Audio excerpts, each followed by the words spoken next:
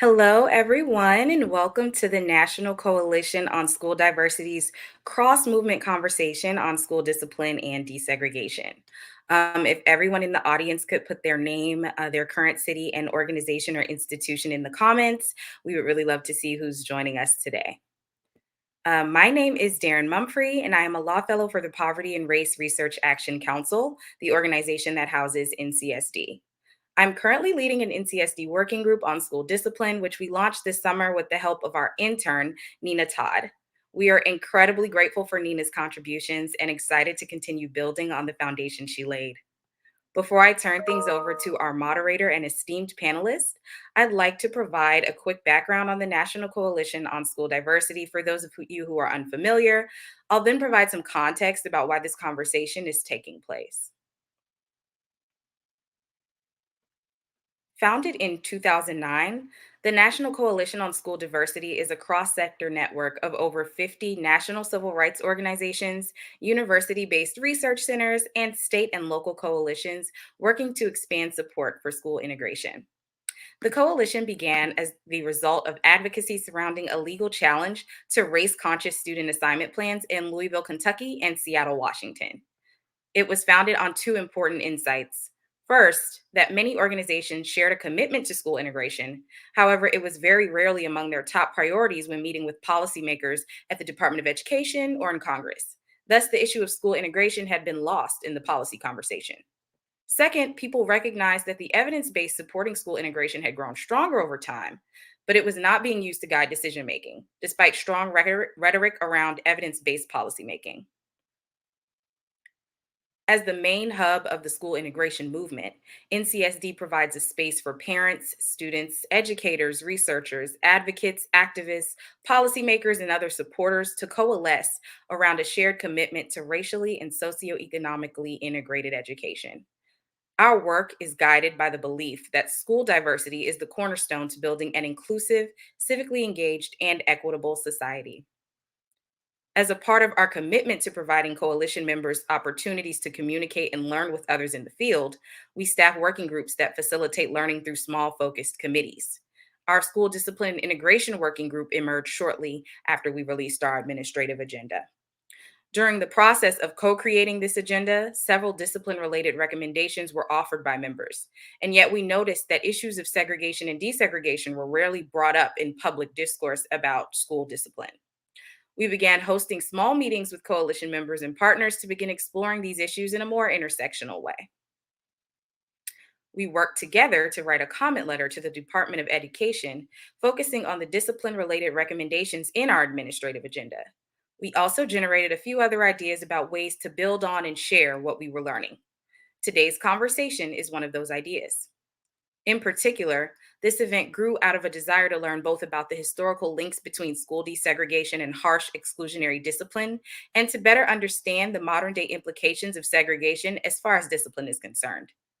Like most of our work, this conversation today is deeply rooted in the 5 R's of real integration. Created by students in New York City through the organization Integrate NYC, the 5 R framework helps us think about school integration in a more holistic way. Real integration, as defined by the 5 R's, includes race and enrollment, resource allocation, relationships across group identities, restorative justice, and representation.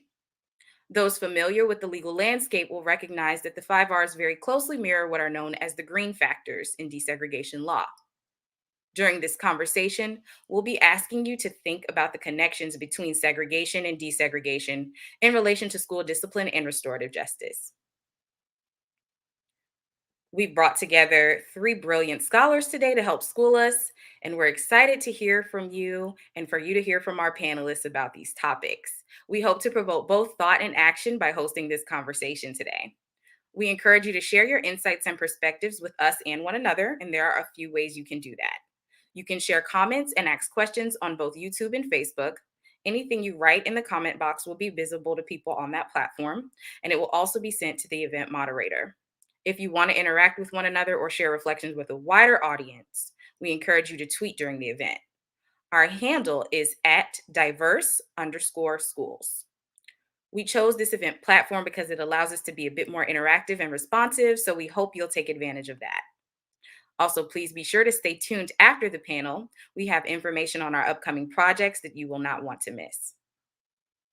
Lastly, but certainly not least, I'd like to briefly introduce our moderator for this afternoon, Alati Johnson. Alati serves as PRAC's board chair, and she is the Jerome B. Sherman Professor of Law at Columbia Law School. She has spent the entirety of her legal career advocating against discrimination and inequality in employment, health, and higher education.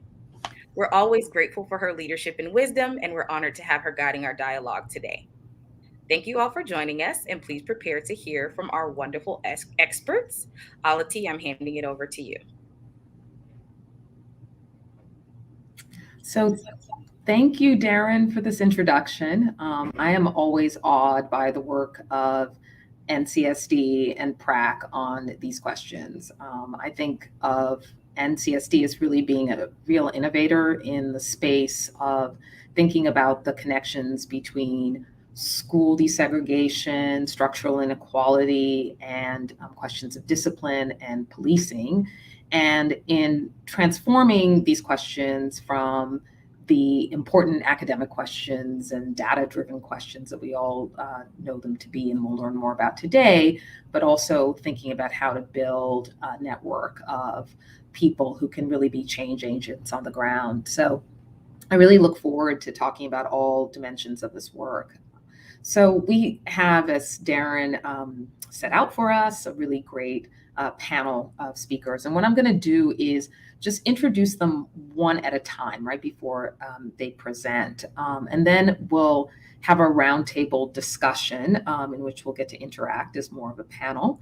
I want you to note that their full bios are available in the materials. So I'll give an abbreviated bio. So I want to start with Matt Katz, who's a PhD candidate in the History and Education program at Teachers College at Columbia University. His work, as we'll see, is very important historical and contextual work that looks at the connections between school discipline and policing and desegregation. So during the era of desegregation, but also what it means for us today. He was also a high school teacher before pursuing his doctorate, so brings some of that perspective and empathy and real world experience to this discussion. So Matt, let me turn it to you first. Thank you. Thank you so much for that introduction, and to NCSD for creating this space to have this conversation and allowing me to be a part of it. As was said earlier, my name is Matt Katz, and I'm currently finishing my dissertation on the history today of what we call the school-prison nexus or school-to-prison pipeline. My commitment to this topic grew out of my experiences as an educator, particularly in Detroit, where I began my career. As a new teacher in Detroit, I saw the promise and potential of my students, and despite my excitement about developing a student-centered curriculum, it became clear pretty quickly that the disciplinary structures within the school imposed barriers to students' potential. For so long, the narrative had been that the rise of zero tolerance policies drove up suspension rates and facilitated the presence of police in schools. But zero tolerance policies, as I understood them, were policies that compelled suspension for the possession of weapons or drugs, and very few of the suspensions were for those reasons. Our school issued over the overwhelming number of suspensions for a variety of behaviors that likely did not even merit the designation of offense or crime.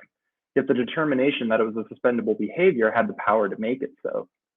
What I wanted to understand was how we arrived at this place, where we criminalized students before they even entered the building, particularly in schools serving students of color. When did suspension and other exclusionary forms of punishment become predominant? And how did the relationship between police and our schools become so close? As I began to study the history of school discipline, what became clear pretty early on was that the role of police in maintaining segregation in schools and otherwise, that schools played that role. For instance, in 1846, Benjamin Roberts attempted to enroll his 4-year-old daughter, Sarah, in 4 different segregated white schools.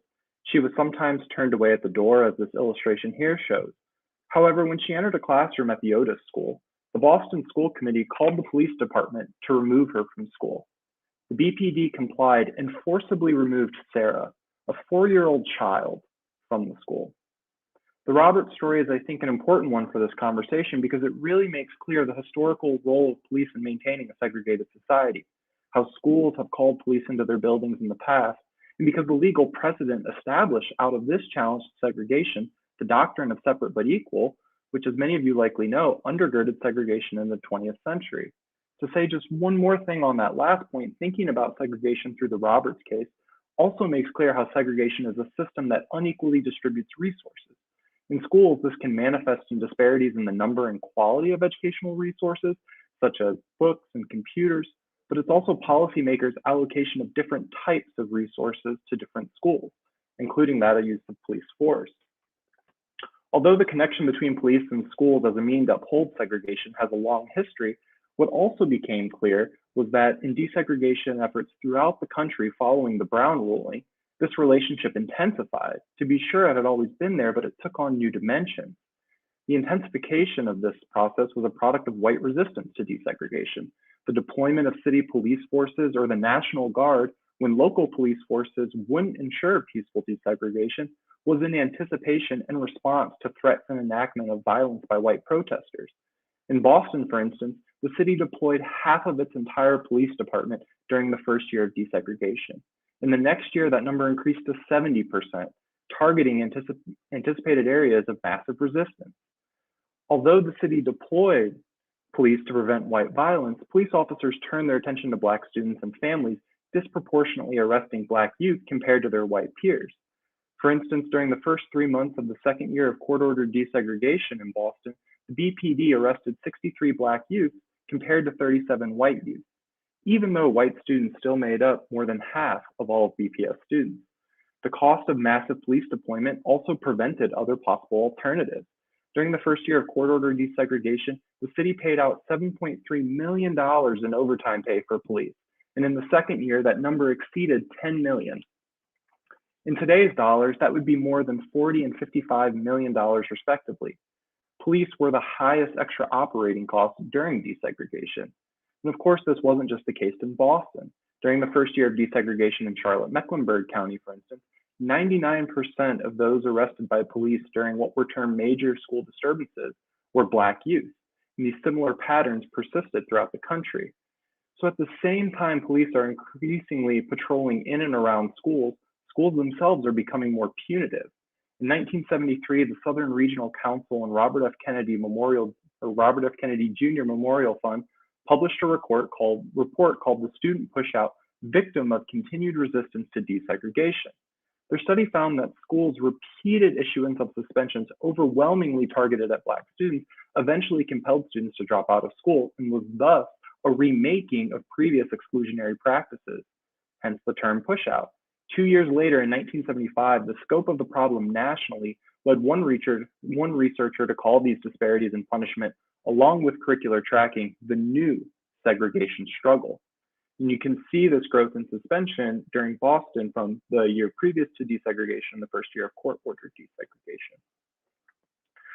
What quickly became clear, though, is that the suspensions were not actually related to violent offenses, but for vague offenses such as disruption or insubordination or the catch-all other misconduct, as well as tardiness and truancy. Minor disruptions or instances of insubordination became then so-called crimes, either warranting suspension or arrest. Schools had lowered the threshold for an arrest if not a criminal offense. Nevertheless, policymakers as well as school and police officials took these suspensions as evidence of criminal behavior and the disparities within them not as evidence of discrimination, but alleged disposition to criminality. These criminalizing narratives became powerful in shaping later educational reforms that emphasized strict forms of discipline, and they also proved powerful in justifying and sustaining segregation into the present. What should not be lost in this history, however, is that student activists in cities like Boston had challenged the discriminatory application of discipline and offered their own alternatives. Oftentimes, policymakers and city officials not only ignored these young activists, but sent police to disperse their protests, which many times led to violence and arrest.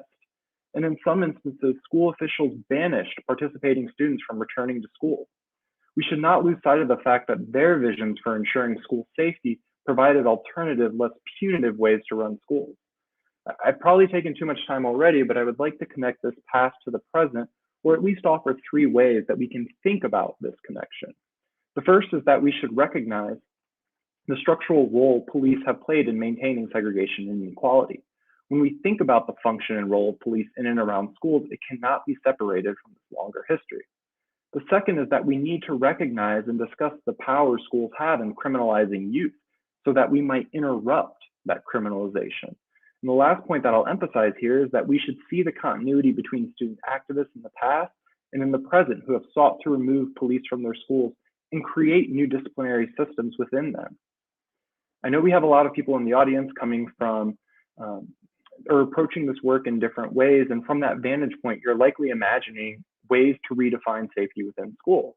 And I think in addition to asking how we should reimagine this, we should also ask with whom we hope to reimagine safety in schools and how we create the processes necessary for that collaboration. Thank you.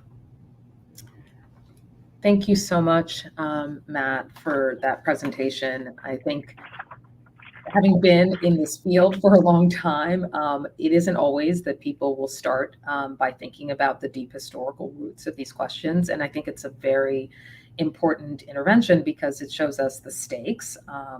And it also opens up different ways of thinking about change. So we're not just thinking about policy reform, but as you said, thinking about the role of community-based activists, of students themselves, and of narratives that's situated within the larger context of mechanisms of racialized social control. And I think that's very important for opening up our imagination for solutions.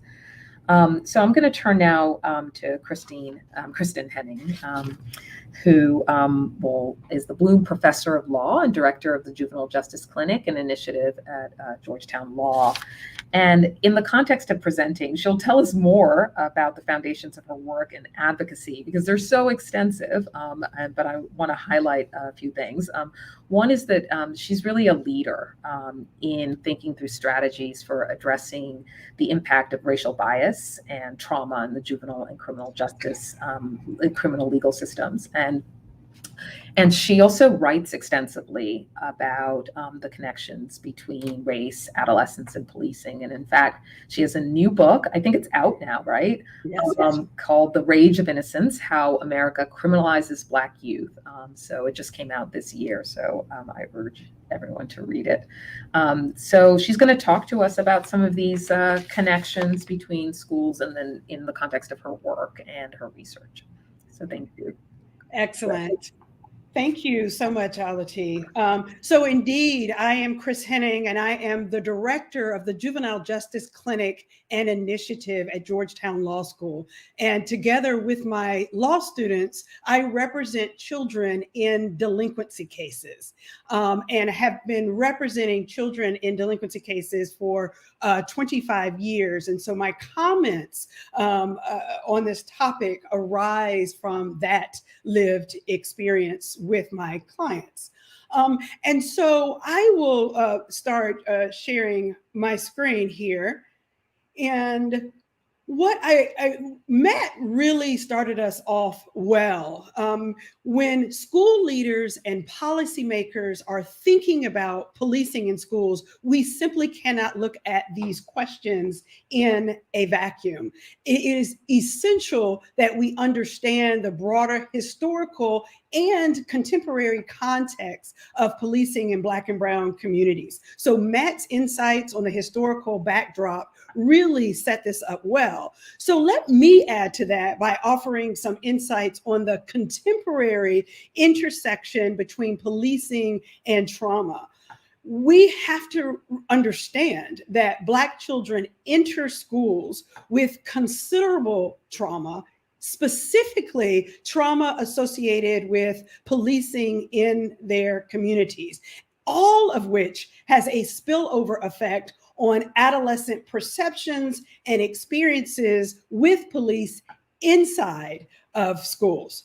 Now, when I talk about the intersection of policing and trauma, I think we all know intuitively that policing is traumatic in some communities, especially in light of the extreme high-profile examples of police killings and police brutality that we've seen lately. But I also want us to think more expansively for the moment about the trauma associated with routine police presence in heavily surveilled communities.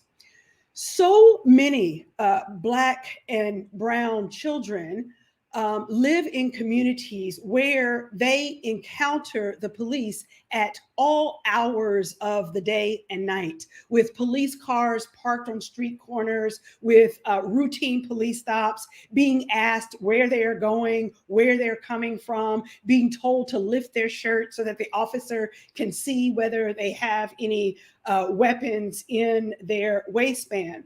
And so there are now generations of Black youth who have grown up with the pervasive sense that they are under constant surveillance by the police.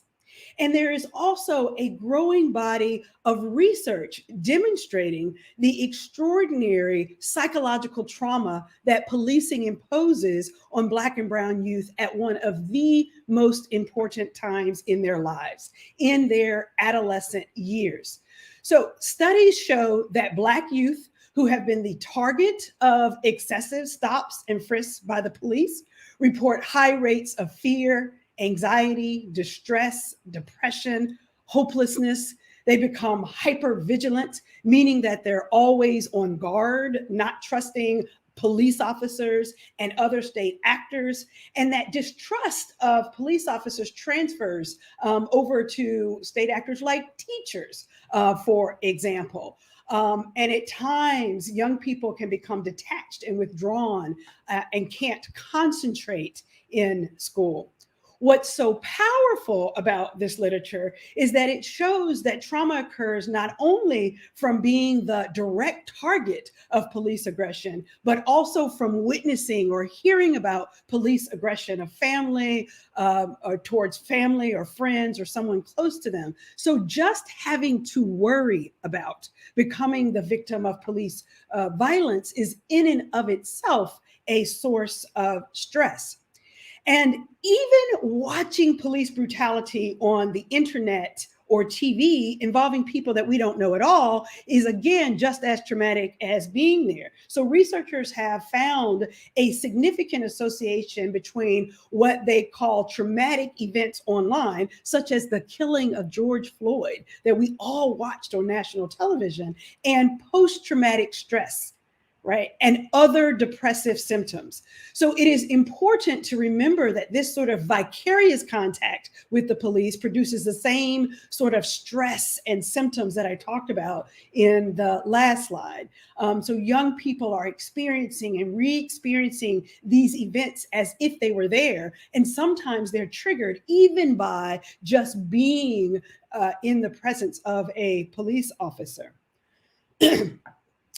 It is also important for us to understand that many young people experience policing as a form of racism, which completely makes sense in light of what Matt just talked about, that historical backdrop. And so even when an officer means well, even when an officer is doing a wellness check, young people of color now experience policing as a form of racism that is intersecting or cumulative with other experiences with racism that they have lived or perceived in their community, in school, in recreation, in healthcare, in work. And so data has shown that over the last 6 years, there's been a significant increase in the rate of hate crimes, for example, that Black youth have experienced. And this particular study found that in this study sample of young people between the ages of 13 and 17, those young people had experienced an average of 5 racially discriminatory encounters per day. It's a really powerful piece of research. Research has also shown that young people who live in communities with a heavy police presence and frequent stops and frisks have a significantly greater odds of sleep deprivation and low sleep quality. So for any of you out there who have children or teach children, you know that poor sleep the night before affects a child's ability to focus in school the next day. It affects their emotions and attitudes and their ability to engage respectfully and calmly with adults, such as parents, teachers, and school resource officers.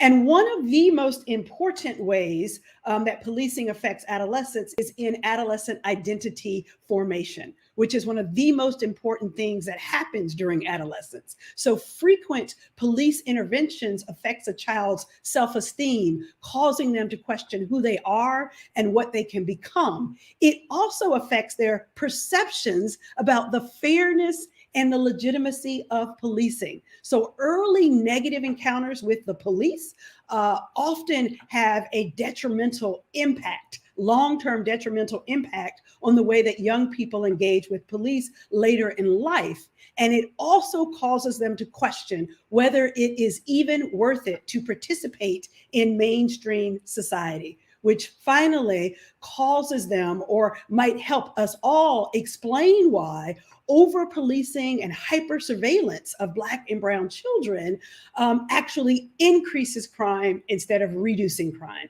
by increasing the stress and the anxiety that young people experience in their day-to-day lives. And so we can talk about the research all day, but I have to say, as I end here, that we shouldn't get so caught up in the research that we forget to ask the young people themselves how they're feeling about race and trauma and policing. And when we talk to them, they tell us the same information. With remarkable agreement in major cities, Black and brown youth cite poor police relations as a key impediment to their health and their well-being. And so, as Alati said, I have a book, The Rage of Innocence. I apologize, you all. The Rage of Innocence, How America Criminalizes Black Youth, that really delves into this race and trauma and even some of the history that Matt talked about. So I will kick it back to Alati. Yeah, thank you for that. It raises a lot of issues that I look forward to discussing more as we get into what are the implications of all of this. So thank you, Chris. So next we're going to turn to Jason Nance, who is a professor of law at University of Florida, Levin College of Law. He's also the Associate Dean for Research and Faculty Development there. So one of his many areas, he has a lot of different areas of research and writing, but the one that pertains to our discussion the most is on racial inequities in public education. And he's written extensively on the school to prison pipeline. He also was a public school teacher, a public school math teacher before attending graduate and law school, which also gives you practice experience, Jason, but also maybe explains some of the empirical chops you bring to your legal study and analysis and that you'll be presenting for us today. So. Thanks, Alati, and I just want to thank all of you for giving me this opportunity to share some of my research, things that I feel very passionately about, because they truly do affect students' experience in schools relating to equity and inclusion. And so what I'm going to do is I'm going to set the stage by sharing a little bit of background information regarding the over-securitization of schools, which leads to more inequitable environments primarily for students of color and other types of other students. And then I'm going to talk about briefly some empirical studies that I have recently engaged in to sort of set the stage for some important findings. And so first of all, when I refer to this over-securitization of schools, what I'm really talking about here is the use of things like law enforcement officers, metal detectors, locking down campuses, drug sniffing dogs, random sweeps for contraband in various forms regarding, with locker searches or backpack searches, and also the use of surveillance cameras. And I won't spend a lot of time by that, but we know the reasons for this, at least some of the stated reasons, would be this response to highly publicized acts of school violence and having a tough on crime mentality. And then there's other reasons for why we've seen this general movement towards the over-securitization of schools, but it hasn't affected all of the students in the same way. And so first of all, I think an important question is, well, isn't school security good for kids? Because don't we want to keep kids safe? But really, the research shows that the effectiveness of strict security measures, and that includes everything that I talked about and the use of police officers, is really far from clear. It's not clear, for example, whether or not it's an effective use to prevent, incidents from external people coming on and harming schools, and whether or not it actually reduces criminal activity from within the school. So the research is far from clear related to those two things. It also contributes to these poor learning climates. And so much of the research suggests that they can exacerbate some of these underlying problems that lead to these unsafe environments. So for example, it causes tension, it produces mistrust, and it affects the school climate. And school climate really does drive, in many ways, the overall security and leads to good, safe schools. It also contributes, as we talked about before, the school to prison pipeline. The use of these security measures actually pushes more students out of school and into the school to prison pipeline. And then they really don't address the underlying problems associated with student crime, violence, and misbehavior. I'm not going to go into detail with this because Chris did such a wonderful job of describing why this sort of, why over-securitization can lead to these issues. But the same things apply within the school environment, because if marginalized students receive a disproportionate impact, or if they are disproportionately subjected to these types of security measures, it can perpetuate these racial inequalities. It weakens their trust in government authority, can skew their standing, and also teaches them harmful messages to students of color and white students, that white students have greater privacy rights than the marginalized students, and which can lead to more racial tension between these groups of students. And so now I'll get to some of the studies. And so what I did, this was a study that I conducted a few years ago that was published in the Emory Law Journal, but I was looking at the types of combinations and the types of schools that were more likely to rely on various combinations of these strict security measures. And I controlled for lots of different variables, such as student race and poverty, and some of the other variables that you see there, including the number of criminal incidents that occurred at school, also race or school disorder. And I also controlled for principals' perception of neighborhood crime. And I wanted to see, well, are those really the reasons why schools are relying on these combinations of security measures? And you can't see this very well, but at the very bottom, you can see that the concentration of minority students at a particular school, that was driving a lot of the decision making related to whether or not schools would rely on these combinations of security measures, even after controlling for things like school crime, neighborhood crime, and these other variables that I discussed before, like school disorder. And so that's telling me that race seems to be driving a lot of this decision making, which needs to be addressed. This is consistent with other empirical studies that scholars have done. I'll just highlight one, Jeremy Vinn and Timothy Servas, and I'll just pull out a quote here, that the percentage of Black students enrolled was more highly related to security levels than was any other characteristic that they identified. And so my study fits squarely with other studies that have also found similar things. Now, if we turn to SROs and the influence that SROs can have on the learning environment, this is another study. This was published in the Washington Law Review a few years ago. And I'll show you this graphic. And so what this graphic shows is that at the very bottom, this displays the types of different disciplinary events that occurred at the school. And then you can see that the darker bar there represents whether or not the school had regular contact with an SRO. The latter bar represents if they did not have regular contact with SRO. And you can see that related to all of these different crimes, that when schools have regular contact with an SRO, that they're much more likely to be referred to law enforcement for engaging in some of these offenses. And arguably some of these offenses are more serious, such as robbery without a weapon, but arguably some are a lot less serious, such as a threat without a weapon or an attack without a weapon, which could just be a scuffle in the hallway, or someone saying something stupid in the hallway, which could be construed as a threat without using a weapon. So again, that SRO presence seems to be driving decisions by schools to refer students to law enforcement officers. I control, you can't see this very well, but you can see I controlled for a lot of other variables, and that very top variable indicates whether or not the school had regular contact with an SRO. But even after controlling for all of these other variables, you can see that the regular police or presence at a school was driving decision making relating to referring kids to law enforcement for engaging in all these different types of offenses. Okay. And so I just want to I'll complete with a recent study that I've been working on with Michael Hess at Cornell University. And here's the title. It hasn't been finalized yet. But what we were looking at the types of schools that were more likely to rely on law enforcement officers. And we found some really interesting things. And so you can see there, we were controlling for many different types of variables, but I highlighted a few things that were not driving this decision making and some that were. And so if you look at the types of schools, and we looked at this over time, and so we looked at this over a period of about a decade, 1 point from 2009 to 2010, another point from 2015 to 16, and then another point from 2017 and 2018, relying all on the school survey on crime and safety.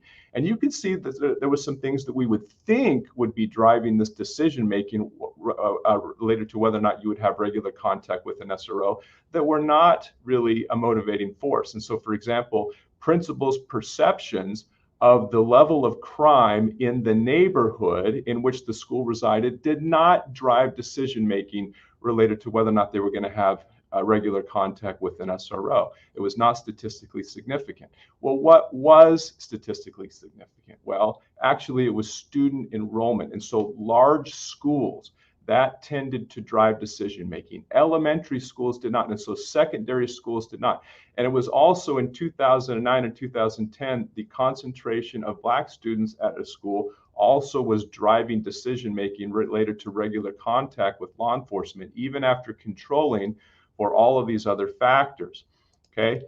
As we isolated and looked at this only with respect to middle schools and high schools, then you could see that the concentration of Black students at a school again appeared to have a driving force. Now, it didn't in 2017 and 2018 when a law enforcement presence seemed to be more prevalent across the country, but that was driving decision making for, at least it seems to be, for a number of years. And so, what can we learn from this? A couple of things, right? That this regular contact from law enforcement was not driven, it doesn't seem to be driven by these, external threats of harm. Why? Because elementary schools were less likely, and if external threats seem to be driving this decision making, then that wouldn't make sense, because there's no reason to think that an elementary school is safer than a high school related to external threats of harm. And so it doesn't seem to be driven by those external threats, or that and again, the perceptions of the level of crime were not predictive as well. What did, things that we were talking about before, large schools and also higher concentrations of minority students, which seems to indicate that it's these perceived internal threats of harm that seem to be driving this decision making. I'll just end with one other thing that Michael and I have been looking at, and this relates to sort of these overall trends regarding the number of schools that are having regular contact with law enforcement. You can see some things that I've highlighted there, but you can see that at least with respect to on that second row regarding 2009 to 10, 15 to 16, and 17, you can see that the percentage of schools having regular contact with law enforcement has been increasing steadily since 2009 to 2018. In 2009, it was 36%. In 2017 and 18, it climbed to 54%. What also is increasing is the number of part-time and full-time SROs at a school. And so that average was just below, it was 0.64 in 2009 to 10, but it climbed to in 2017, 18 to 0.09. The interesting thing is that because we are finding that there's this strong connection between SROs and referring students to law enforcement, we would think that the rate of school police reports also would climb during that time period. But it turned out that it didn't. And so if you can look at that top row, you can see that the rate of school reports actually decreased over that period of 2009 to 2010 to 2017 to 18. And so that rate is per 100 students. And so we were scratching our heads about this. Well, we dug deeper. Oh, and I should say too that this rate of decline, if we disaggregate that data regarding this comparing schools with a regular presence and those without, you can see that both of those numbers declined. Even if you had regular contact, it was still declining. And of course, if you didn't have regular contact, it was declining as well. And as we dug into the data, and this is my final slide, something that we discovered is that it looks like that may be it, that there are many schools that are simply not accurately reporting incidents related to law enforcement. And so you can see here on that first slide, schools that reported no incidents to law enforcement. Well, in 2009, it was about 39%, but that climbed to 52% in 2017 and 2018. In fact, in 2017 and 18, 20% of schools reported that they did not experience any recorded student disciplinary incidents, which we simply don't believe. And so we do think that one of the reasons for that decline is not because they're not referring students to law enforcement, but rather they're simply not reporting the number of students that they are referring to law enforcement. So I'll stop there. Happy to take questions. Thank you. Yeah, so thank you, Jason. So I think we can bring back all the panelists now, and we'll have a little bit of a discussion and then open it up for questions. And maybe we can go in the reverse order. I wanted to learn more, and I'm sure many of our guests, the people who are attending, are really involved in advocacy in this area. And so I'm interested in learning more about the implications of your research for policy advocacy. And it could be something as simple as what flowed from Jason's last slide, which was data collection and data monitoring is one implication for policy, for certainly. Yeah, so what are the policy implications that flow? And maybe relatedly, if you want to take this instead, how can this research be used in advocacy? So why don't we go with Jason, and then we'll do Chris and then Matt. Okay.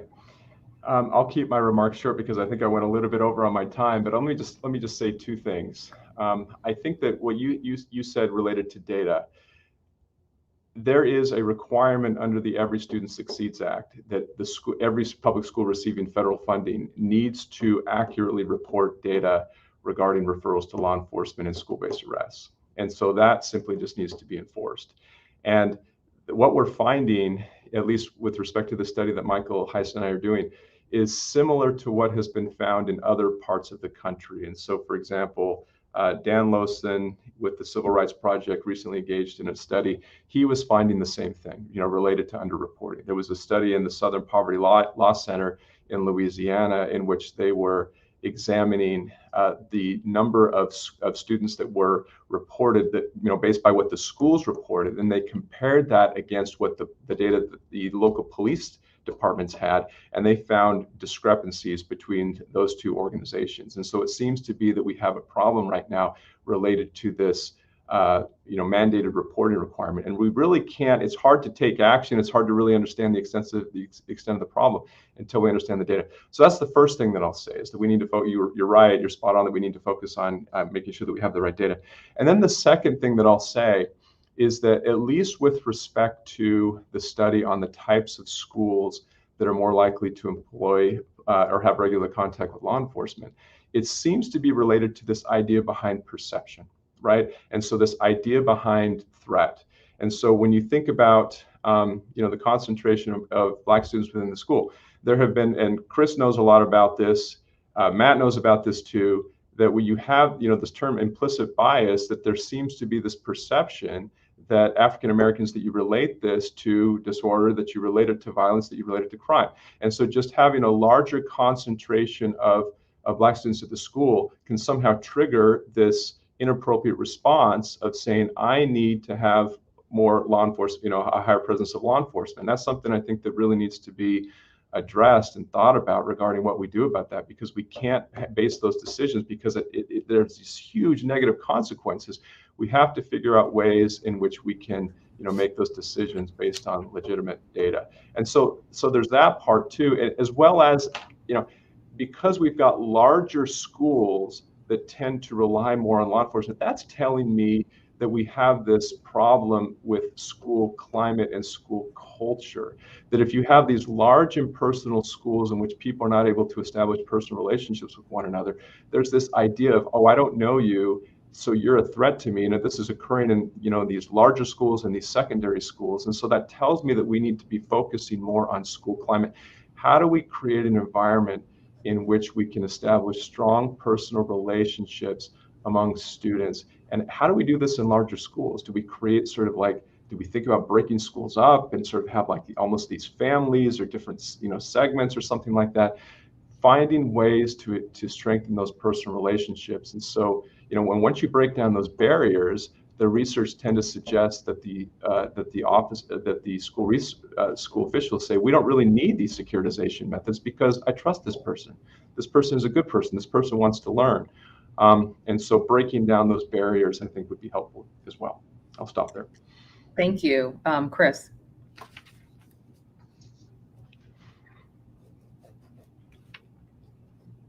So many threads that we can pull from this conversation. I'll pick up where Jason left off, and I will pull in what we now know about the intersection between trauma and policing. And so when we think about school climate, as Jason talked about, and about issues of safety and belonging, we have to think about an environment where children don't walk in the front door and are triggered by the traumas that they have experienced, racial traumas, discrimination that they've experienced externally.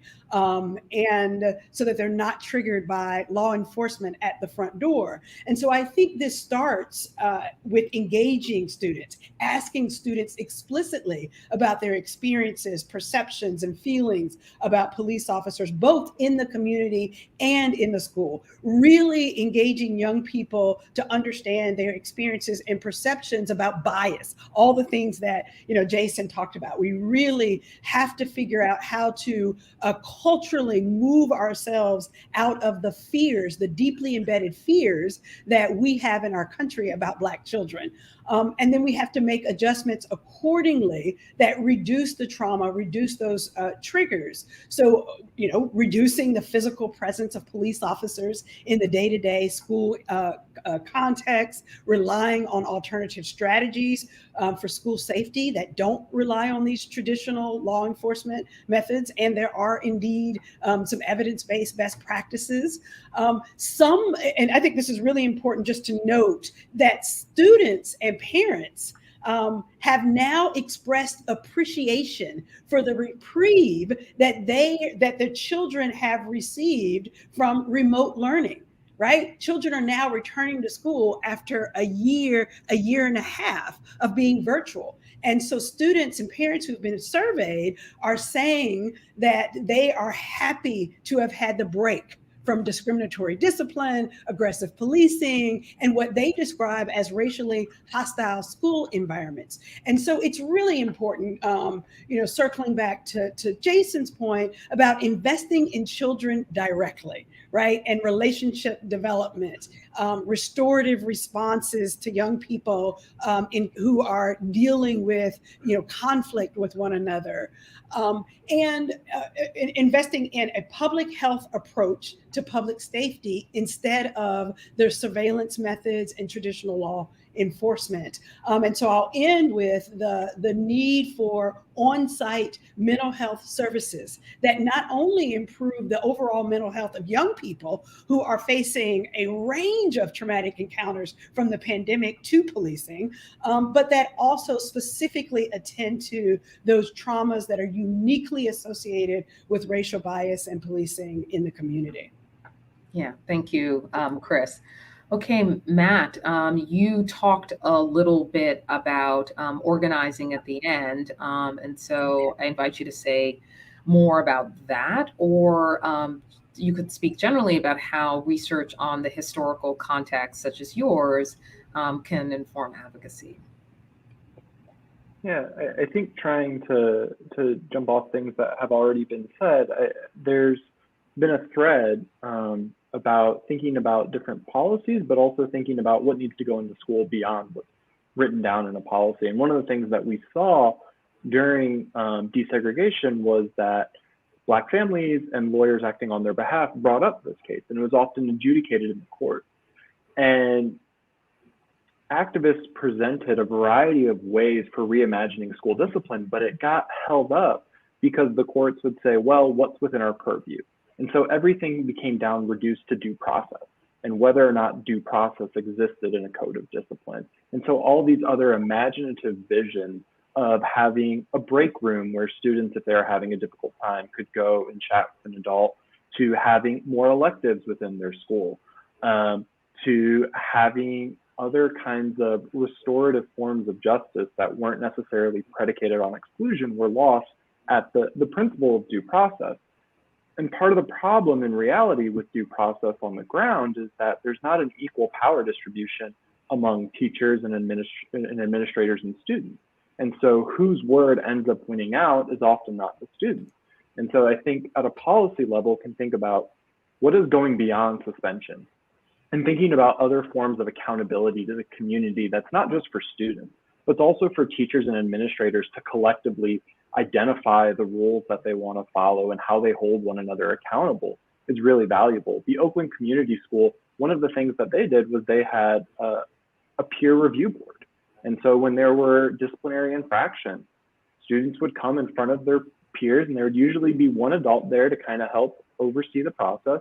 And they would discuss, like, what would be an act of accountability to the school community as opposed to removing this child from school. And so I think advocates can look to these past examples to see that. And I think policymakers should also be thinking about what is the blend of policy that we can push that pushes more restorative forms, but also recognizes this space that goes beyond what's written in policy to create welcoming environments for students.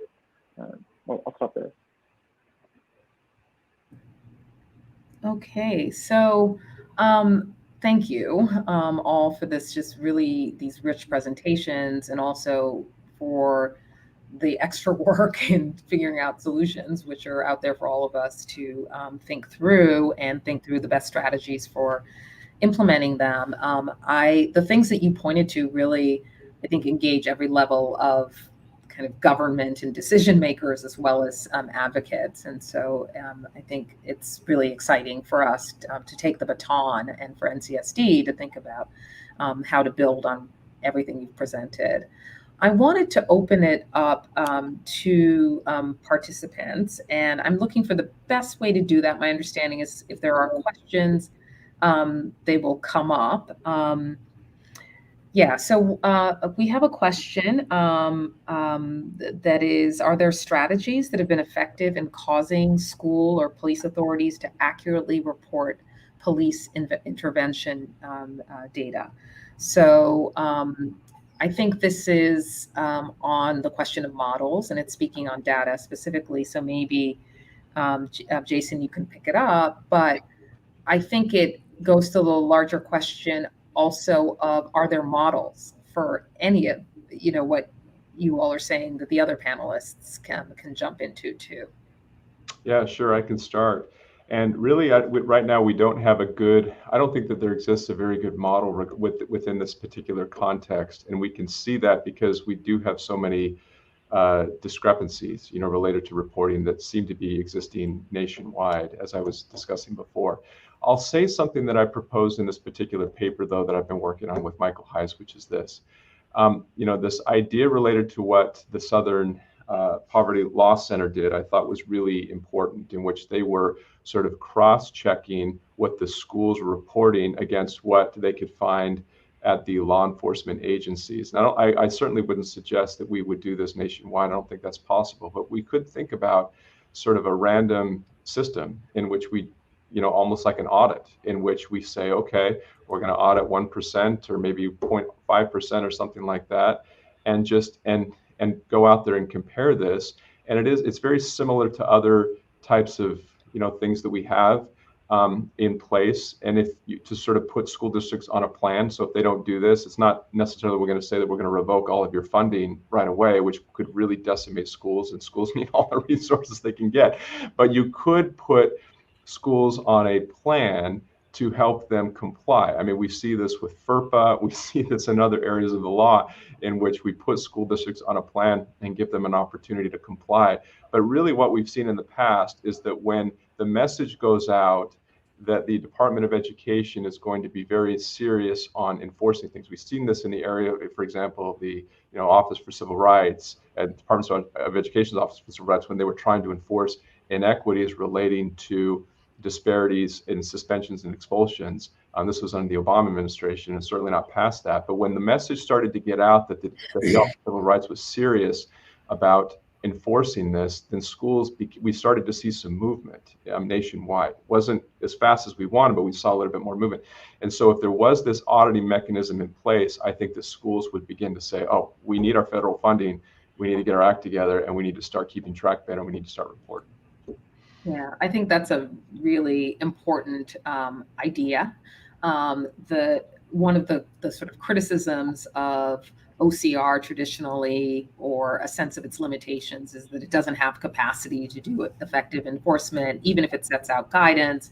What does enforcement and supervision look like? And this is across a number of different areas. And I think the idea of doing random audits is a way of addressing those real kind of capacity constraints while still creating the enforcement requirement. Maybe I'd also add onto it that, after the audits, there is some learning about what are the kinds of models and interventions and strategies that one can do to address the problem. And maybe that could be attached on, what do we learn from doing these audits about systemic problems and about the kinds of interventions that might be useful.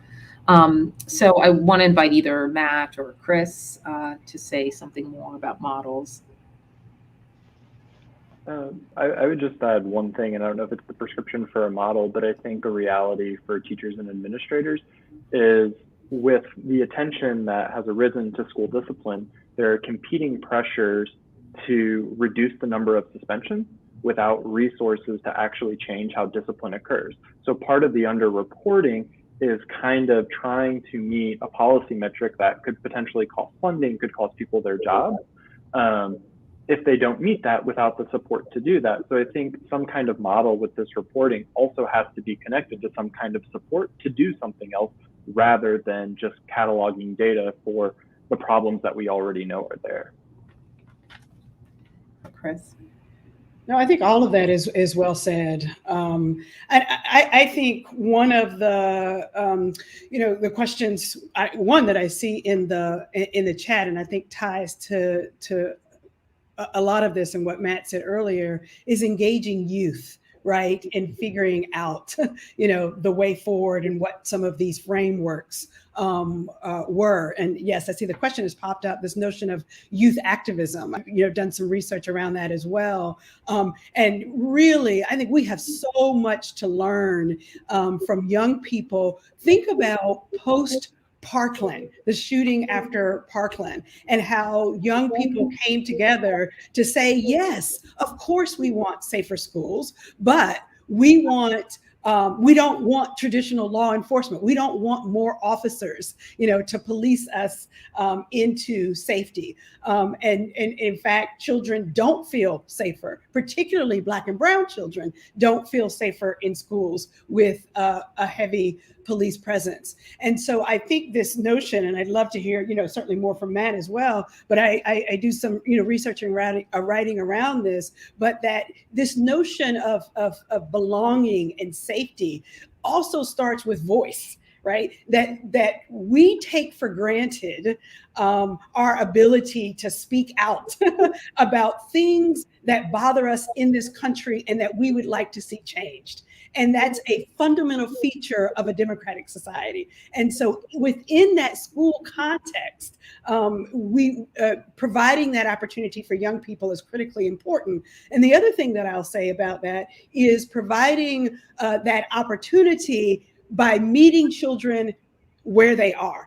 And so we saw the protest in the streets after George Floyd was killed, that might not have been the organized, suit wearing, articulate testimony before the state legislative body, but it was just as much a powerful statement of what young people want. So creating opportunities for young people to give voice and to have a meaningful role in change is essential. And Matt said it just a moment ago, providing the real resources to back that up. It's not just giving lip service to young people's ideas, but it is providing the resources so we're not setting up those ideas to fail. But there's so much more about that, about how activism advances healthy adolescent development by teaching leadership skills and by cultivating, social engagement, teaching young people how to resolve problems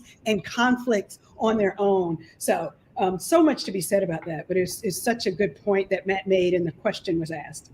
Yeah, Matt, would you like to jump in on some of the contemporary efforts? I will just make a plug for New York City, which has been mentioned before as by Darren as producing or contributing to the 5 R's framework. And I know that groups like Integrate New York City have made restorative justice a key plank and have developed some really interesting models. And it's really driven by the students, obviously in consultation with adults who do a lot of work in this space. But it has been an important facet. I've worked with some of those groups. I have a child in the New York City public schools. Teens Take Charge, Urban Youth Collaborative, and some people have put some other organizations that are probably not all in New York in this space. Matt, do you want to say anything? Yeah, well, I think that last comment hit up a lot of the groups that are doing some of these things in New York. I think, again, going to the past to build on this is thinking about trusting young people. So as this was being adjudicated in the courts in Boston, and I talk a lot about Boston because that's really the focus on my dissertation, a group of Latinx students working with a community activist group submitted a letter to the judge asking for a review board comprised of parents, students, teachers, and administrators to oversee the disciplinary process. And they kind of established what would the formal steps be. And the lawyers for the Boston School Committee responded saying, we don't know who sent this because obviously students wouldn't have come up with this and sent it on their own. So we're asking this recommendation to be thrown out. And so when you're coming from this point of view where you're not even respecting what young people have to say for the ability to listen, that stops the imagination for what could happen. And that's not to say that everything young people is going to offer is be perfect, but I think what we're arguing for here is that collaboration, that can happen to build investment within what's happening within the schools. I think a lot of the youth activism right now is really focused on getting police out of schools. And I think some of the comments that were mentioned earlier, more guidance counselors, mental health professionals to replace that police presence. And so I think, that in some ways is a tall task because of how invested we are in law enforcement and solving these problems. But in some ways, it's also a simple ask to say, hey, can we switch out people who have the power of arrest, who potentially are carrying handcuffs, mace, or something else on them, with those who are going to sit down and talk with us and help us think through, how can we do this in different ways? And so I think, at least for me, when I'm thinking about what youth activists are doing right now, that's something that I'm constantly thinking about that seems really, really hard, but also seems like a pretty easy first step. Yeah, thank you. I think we may be out of time. I don't know if we can. Yeah, let's get in one last question. Maybe it's a final kind of goodbye, I guess. How should your research inform the work of school integration advocates? Before you get into that, I just want to note that I've been sort of late to the comments in the chat, but it's just really rich and vibrant. It tells you how many different kinds of individuals we have in the audience who are stakeholders in every single part of this system and are great advocates too. So please, look at that, and I hope you connect with each other. It also shows a lot of regional diversity from lots of different states. So I think that's very exciting, even though we did a few Northeastern shouts. Okay, so just this last question really goes to school integration, right? That's how it's not just on sort of how the research informs school discipline practices, but how it might impact school integration, remedies and advocacy. So maybe I can just have you all end on that, or you can just say a final word on something else. So let's go to, I don't know which order we're in. How about Chris first? Sure. I mean, I'm thinking, it's a great question. One I haven't put my head around, but what comes to me naturally, because I focus my comments today on trauma, right? Specifically about trauma. And one of the studies that I shared with you was young people entering schools with, 5 racially discriminatory experiences per day. And so that to the extent that we're talking about, integration, and that we're talking about safety and belonging, that necessarily requires, preparation, right? That requires resources to ensure that that children are integrated in schools in a way that doesn't re-traumatize, I guess, that so they don't walk in and experience racially discriminatory events, both with their classmates, with their teachers, whether that be as a result of implicit biases, right, subconscious biases, or whether it be intentional. And so my thought was, we've got to prepare students themselves, and we have to have the resources, training, and support for a healthy, integrated community. And then when things go awry and there are conflicts, are there mental health and support services to answer that? So again, this is just early initial thoughts on that question. Thank you. How about Matt, and then Jason? We'll give you the last word. Yeah, I think Darren started us off with the 5 R's, and so I think in thinking about that framework, at least the work that I do and that I think about is the investment in resources to build relationships for integration. And I think one, that's kind of the point that we've touched on quite a bit here, in imagining more, restorative justice and less punitive orientations to discipline and safety within schools. But I think it's also this idea that how are we fostering relationships between students who are coming from different backgrounds? How are we making schools places where that happens? And so that's a really valuable argument for integration.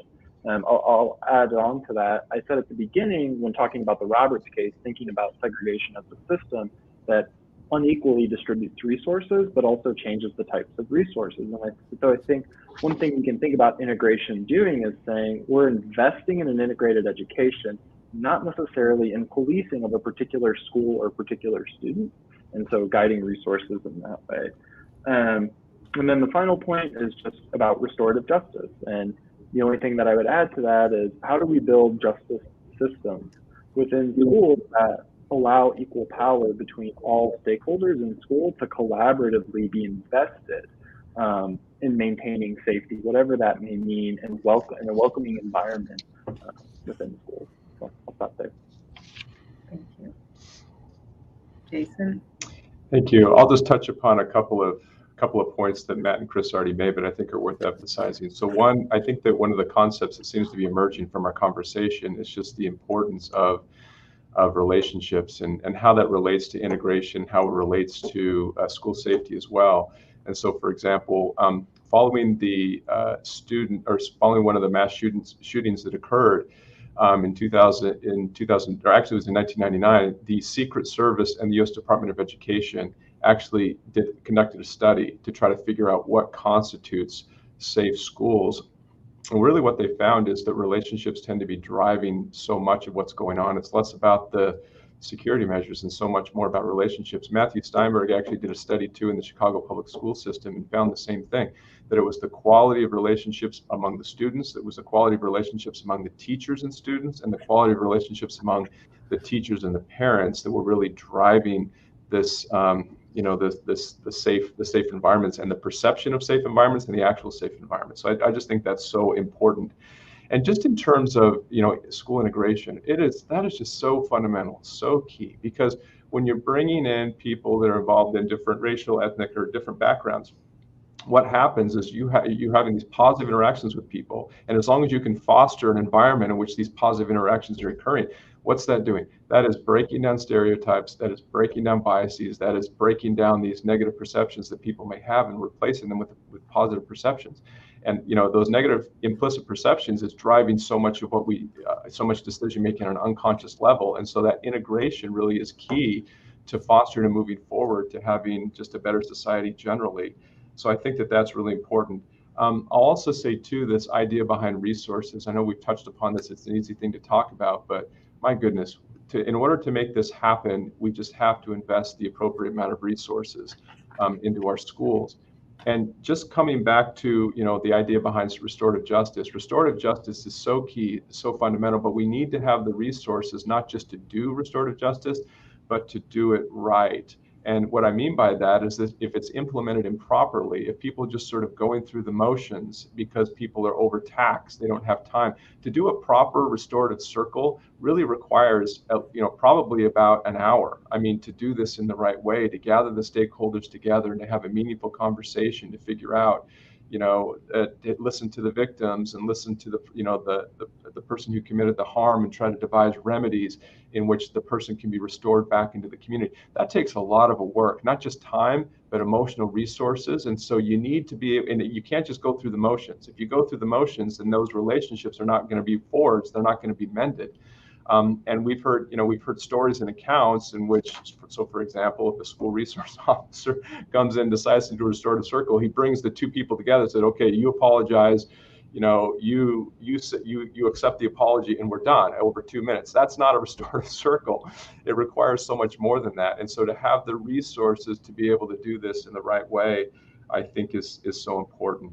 And the final thing that I'll say is that I think that if we continue to train teachers, I know we have some teachers and school administrators and others on the call, but training teachers to think about this, I think to view this in the right way, school safety in the right way, integration in the right way is so important. Those teachers are going to become school administrators one day, and they're going to be superintendents and principals and district officials, and I hope that as they continue to look at this and look at school safety and integration in a way in which we can promote and do so much more good, that eventually we're making an investment into our schools in which we'll see some of these good things that we're talking about happening. So.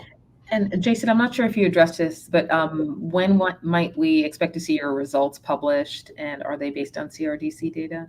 They're not based on CRDC data. They're actually based on the school survey and crime and safety, and which for lots of reasons, Michael and I prefer using that data set over the CRDC, just because it has less missing data than the CRDC data. So we feel like it's better representative of what's going on within the population.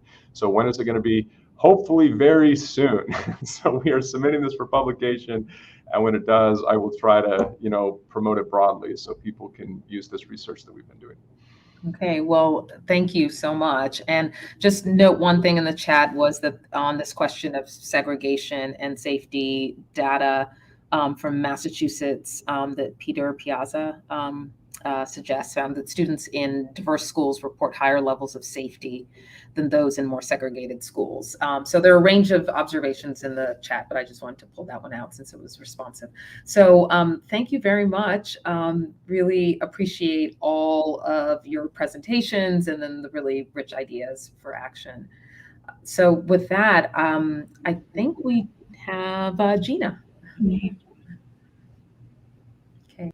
Hi, everyone. Well, first of all, thank you to Darren, Alati, Matt, Kristen, and Jason for an incredible dialogue. For those of you who don't know me, I'm Gina Cerchino. I direct the National Coalition on School Diversity. And before we wrap up today, I wanted to share information about 2 projects we've been working on with our members and partners. And I wanted to let you know how to get involved with our working group if you're interested. So first, as Darren already mentioned, our school discipline working group grew out of our efforts to advance ideas in the administrative agenda that we co-created with our members. One recommendation in our agenda calls on the Department of Education to review CRDC data for correlations between concentrations of race and poverty with the racially disparate impact of school discipline and school policing, including the presence of police and security staff and equipment such as metal detectors and other security or surveillance technology on school campuses and education funding spent on police. Over the last few months, we've been working with Will Stansel from the Institute on Metropolitan Opportunity and Peter Piazza, who's here today, from the School Diversity Notebook, to create a brief that models the type of analysis that we would like to see the Department of Education conduct with available data. Unfortunately, there is a lot of data that isn't being collected or isn't being collected well, as we've heard today. Some of the research that we have discussed today forms the framing for the brief, and it really focuses on data from Minnesota and Connecticut. And for now, we're not going to go into the findings and all, but I wanted to share a recent op-ed that Will Stansel published, and it'll give you a sense of what kind of analysis, what it basically will look like. We hope to publish the brief before the end of 2021 and are definitely interested in connecting with people to share and expand upon our findings. So stay tuned on that front. The second piece of information I wanted to share with you also draws from one of the recommendations that we have in our letter, which is really about consulting with students and scholars whose lived experiences and relevant expertise can help shed light on the connections between school segregation and school discipline. One of the ways that we're really trying to put that recommendation into action is that we've been partnering with the Epic Theater Ensemble, and we have helped support a play that they're starting to, or that they created over the summer about policing in schools. Some of the research that we've discussed today, students looked at while they were creating their piece, and the piece is called In the Name of Safety. We plan to host a public screening of In the Name of Safety for people who are interested in using the performance in their work. And if you're interested in receiving an invitation to that, please contact me. And if you'd like to learn more about the show, you can contact Jim Wallert at Epic Theater Ensemble. It's jim@epictheaterensemble.org. It's probably a little bit small on this slide.